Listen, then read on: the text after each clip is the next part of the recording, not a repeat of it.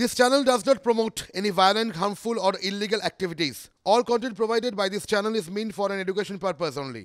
প্রত্যেকটা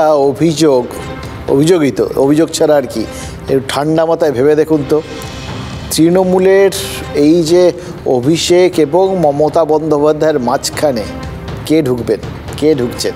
তিনি সদস্য না হলে কার ক্ষমতা আছে বলুন তো মাঝখানে ঢুকে আগলে রাখতে পারেন মমতা বন্দ্যোপাধ্যায়কে? এই কুণাল ঘোষ তারপরের যেটা বোঝালেন, এইটার পার্টটা যদি ধরি তাহলে এটাও তো বুঝিয়ে দিয়েছেন যে এটা বাইরের কারোর জন্যে নয়, সেটা ওই যে দলের মধ্যে নবীন প্রবীণের যে দ্বন্দ্ব যেটাকে বলা হচ্ছে সেটা দলেরই কারো না কারোর কারণে হচ্ছে। এবার দ্বিতীয় যেটা বললেন সেটা তো আরও ভয়ঙ্কর। বললেন যে যখন জোরদার আন্দোলন করছিলেন অভিষেক, তখন কে সেটাকে গতিরোধ করে দিল? এটা যদি বলা হয়, দেখুন দলের মধ্যে দলের কেউ যদি অভিষেকের আন্দোলন, সেটা তো দলেরই আন্দোলন, সেই দলের আন্দোলনটাকে কেউ যদি গতিরোধ করে দেন, এই অভিযোগটা যদি মান্যতা পায়, তাহলে তো ধরতে হবে অন্তর্ঘাতের অভিযোগ করছেন, দলের লোকরাই স্যাবোটেজ করছেন দলের বিরুদ্ধে। তারাই তো অভিষেক তো বলেইছিলেন তিনি দলের হয়ে লড়ছেন, তিনি দলের হয়ে আন্দোলন করছেন। সেই আন্দোলনটা যেটা কুণাল ঘোষ স্পষ্ট করে দিচ্ছেন জোরদার হচ্ছিল, সত্যি তো অভিষেক দিল্লি টিল্লি গেছিলেন, চারপাশে হইচই পড়ে গেছিলো। সেই রকম জায়গার থেকে যদি কুণাল ঘোষ মনে করে থাকে সেই আন্দোলনটার গলা টিপিয়ে দেওয়া হয়েছে, থামিয়ে দেওয়া হয়েছে, গতিরোধ করে দেওয়া হয়েছে, তাহলে তো ধরতে হবে কেউ দলবিরোধী কাজই করেছেন। তার মানে দলেরই কাউকে তিনি দলবিরোধী বললেন, তো বললাম এটা তো স্যাবোটেজের অভিযোগ। এই অভিযোগের মাত্রাটা টের পাচ্ছেন, মানে ভূমিকম্প তো বটে, কি লেভেলের ভূমিকম্প। এবার এই চারদিকে যা হচ্ছে তার পরিপ্রেক্ষিতে এটা তো একটা এপিসেন্টার থাকে ভূমিকম্পের একটা, এবার তার শক সেটা তো বিভিন্ন একটা বড় রেডিয়াস জুড়ে ছড়িয়ে পড়ে। এবার দেখলেন এটা তো একদম রাজ্য সম্পাদক, রাজ্য সভাপতি, দলের মানে সর্বোচ্চ নেতৃত্ব, এদের মধ্যে গোটা ব্যাপারটা হচ্ছিল। সেখান থেকে কোথায় ছড়াচ্ছে সেটা একটু খেয়াল করে দেখুন। শনিবার নৈহাটি গেছিলেন সুব্রত বক্সি, কথা ছিল যে অর্জুন সিং আর সোমনাথ শ্যামকে একসঙ্গে নিয়ে বৈঠক করবেন, শিল্পাঞ্চলের দুই নেতার বিরোধ মিটিয়ে সন্ধি করে দেবেন। কিন্তু সুব্রত বক্সি সেই সুযোগই তো পেলেন না, কারণ অর্জুন সিং থাকলেও সুব্রত বক্সির সঙ্গে সেদিন দেখাই করেননি সোমনাথ শ্যাম। ফলে সন্ধি বিচ্ছেদ যেমনকার তেমনই আছে, বিচ্ছেদ অবস্থাতেই আছে, সন্ধি আর হয়নি। আজ সোমনাথ শ্যাম ফের কিন্তু অর্জুন সিংকে আক্রমণ করেছেন এবং বলেছেন ব্যারাকপুর লোকসভা আসনের দল কাকে টিকিট দেবে সেটা ঠিক করবেন মমতা বন্দ্যোপাধ্যায় এবং অভিষেক বন্দ্যোপাধ্যায়। তৃণমূলের প্রার্থীপদ চূড়ান্ত হওয়া এখনও ঢের দেরি আছে, এখনও তো লোকসভা ভোটের তারিখই ঘোষণা হয়নি। কাজে আজ যে এই রকম ওই যে বললাম না সন্ধির একটা উদ্যোগ, সেটা তো জ্বলে গেল, বোঝাই যাচ্ছে। আরেকটা উদ্যোগ কি শুরু হলো, মানে দেখুন আজকেই তো কালীঘাটে মমতা বন্দ্যোপাধ্যায়ের সাথে 3 ঘন্টা বৈঠক করেছেন অভিষেক বন্দ্যোপাধ্যায়, আবার ফিরহাদ হাকিমও সেখানে ছিলেন। এবার এই দুটো বৈঠক নিশ্চয়ই লোকসভা ভোটে দল কাকে টিকিট দেবে সেই উদ্দেশ্যে নয়, এখনও তো কোনো কিছুর মানে ভোটের ঘন্টাই বাজেনি। তাহলে বৈঠকটা কিসের উদ্দেশ্যে? এখানেও কি ওই বিচ্ছেদ থেকে সন্ধি বিচ্ছেদের বদলে সন্ধিটা কমপ্লিট করার চেষ্টা হচ্ছে? দলের প্রতিষ্ঠা দিবসে সকাল থেকে যা ঠোকাঠুকি লেগেছে, সেই ঠোকাঠুকি ঠেকাতেই কি এই বৈঠকটা?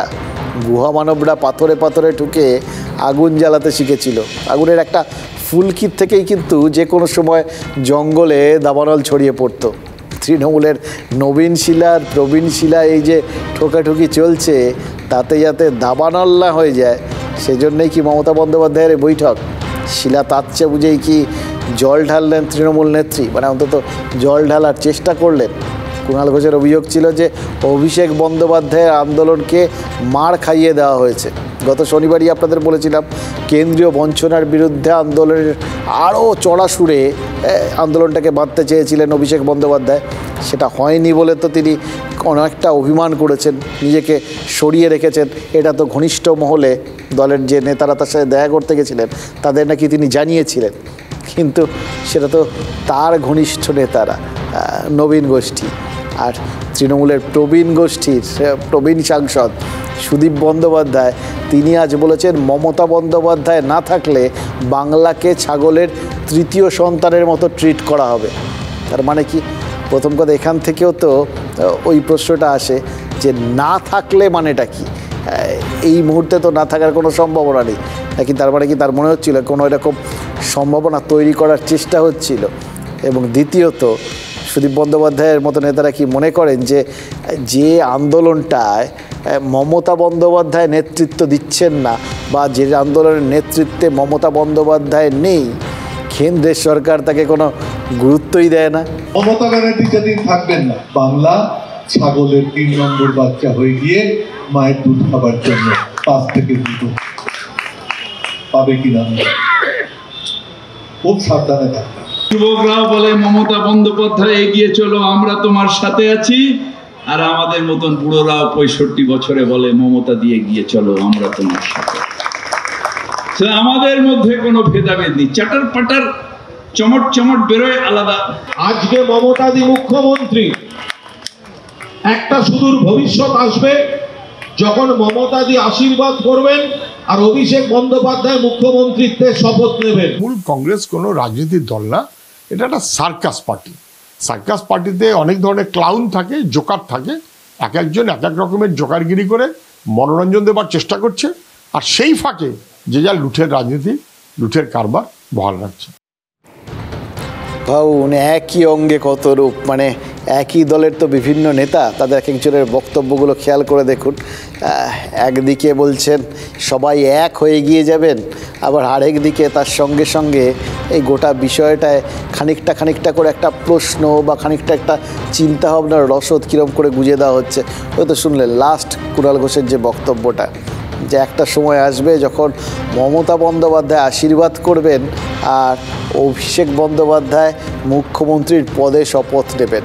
মানে মুখ্যমন্ত্রী সেই পদ এবং অভিষেক বন্দ্যোপাধ্যায়, এই লিঙ্কটা তিনি ক্রমাগত স্ট্রং করতে চাইছেন। এবং মমতা বন্দ্যোপাধ্যায় যে তার মানে তখন থাকছেন না, এবার কীভাবে থাকছেন না সেটা বলছেন না, কিন্তু মমতা বন্দ্যোপাধ্যায়কেই যে অভিষেক বন্দ্যোপাধ্যায়ের জন্য জায়গাটা খালি করে দিতে হবে সেটা কিন্তু স্পষ্ট করে বুঝিয়ে দিচ্ছেন।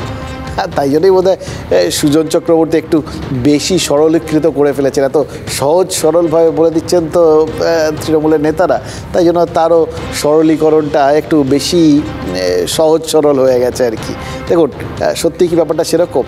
চারপাশে যা বললেন সার্কাস, সেটা তো তাতে মনোরঞ্জন হয়, এটা ঠিক কথা, কিন্তু সার্কাস দেখতে গিয়ে কি লোকের সর্বস্বান্ত হয়? ভেবে দেখুন তো, বহু ছেলে মেয়ে তো ঘটি বাটি পর্যন্ত বিক্রি করে পড়াশুনো শিখেছে, চাকরির পরীক্ষা দিয়েছে, কিন্তু চাকরি পায়নি।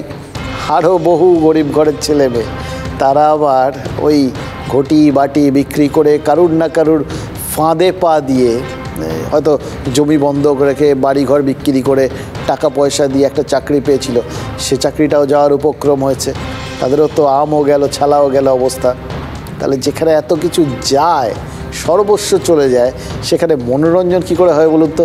নাকি কেউ স্যাডিস্টিক প্লেজার পান রাজনৈতিক নেতারা, তারা যে কিসে আনন্দ পান আমরা জানি না। হতেই পারে যদি এর থেকে কেউ আনন্দ পান তাহলে ওই বলতে হবে তাকে স্যাডিস্টিক প্লেজার ছাড়া আর কিছু বলার নেই আমাদের।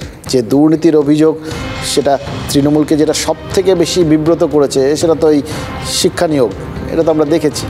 পার্থ চট্টোপাধ্যায়ের বাড়ি বান্ধবী ওই অর্পিতা মুখোপাধ্যায়ের ফ্ল্যাট থেকে যেদিন ওই নগদ টাকা উদ্ধার হলো, সেই দিন থেকেই তো এই বিব্রত হওয়া শুরু। সেই সময় তো পার্থ চট্টোপাধ্যায়কে সাসপেন্ড করতে বাধ্য হয়েছিল দল, অস্বস্তি না হলে, বিব্রত না হলে করে নাকি, তাই না? কুণাল ঘোষ তো সেই সময় বলে দিয়েছিলেন এই ধরনের কেলেঙ্কারির অভিযোগ এগুলো সব ওই পার্থ চট্টোপাধ্যায়ের আমলে। পুরো দল কখনোই এর সঙ্গে যুক্ত নয়। বিব্রত না হলে এরকম কথা তখন কেউ বলতেন নাকি? দলকে আলাদা করার চেষ্টা করতেন নাকি?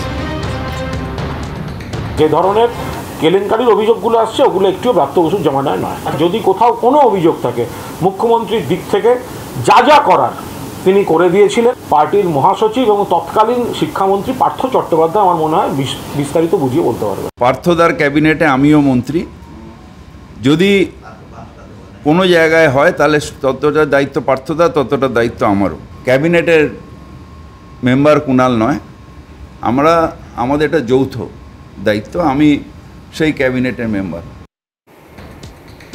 তখন কুণাল ঘোষ যা বলেছিলেন ফিরহাদ হাকিম তার বিরোধিতা করেছিলেন, আর আজ ফিরহাদ হাকিম কিন্তু স্বীকার করলেন চাকরি চুরি হয়েছে। এটা অবশ্য মাঝে আমার সঙ্গে কথা বলতে এসেও তিনি স্বীকার করে নিয়েছিলেন যে পার্থ চট্টোপাধ্যায় এইভাবে তাদের ডোবাবেন এটা তিনি ভাবতে পারেননি। দেখুন, মানুষকে বিশ্বাস করা তো অন্যায় নয়, কিন্তু নেতাদের কথায় এতদিন জনতা বিশ্বাস রাখতে গিয়ে তো 4 বার ভাবতো, আর এখন তো মনে হয় তারা বুঝতে পেরেছেন যে ওই বিশ্বাস করার কথাটাই মাথায় রাখা উচিত হবে না, কারণ নেতারাই তো নেতাদের কথা বিশ্বাস করতে পারছেন না।